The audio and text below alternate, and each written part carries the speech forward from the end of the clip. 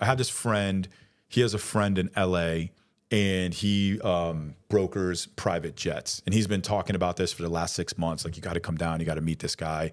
He can get us on private jets. And when you're doing anything illegal like that, private jets, that's the dream. Load the motherfucker up with as much as you can get on it. You know what I mean? It's not leaving your hands.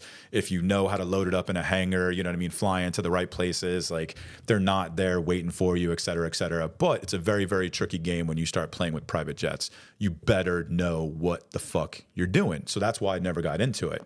But we go to LA, I meet this guy, and he's just a broker for private jets. So like, if you came and said, hey, we're going to New Jersey for a business executive meeting, we need to get there, he's going to broker the deal, make money off the middle for it, et cetera, et cetera. So we tell him the situation, and he goes, look, man, you don't have to worry about it.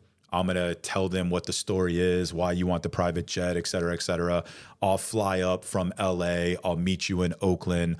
Oakland to Teterboro, New Jersey is a very, very common route, you know, for executive people, blah, blah, blah, all this stuff. And he was a smart guy. Like, I'm definitely a skeptical person. You know, I look at most people and I'm like, all right, this dude's full of shit. He was a smart guy, very, very presentable, explained to me the whole process, what they look for, how he could get around those things and whatnot, et cetera, et cetera.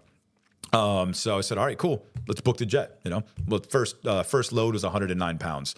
And back then that was $300,000 worth of weed. That was a manageable loss, to be completely honest with you. I was just like, whatever, if I lose 100 pounds, I lose 100 pounds. It is what it is.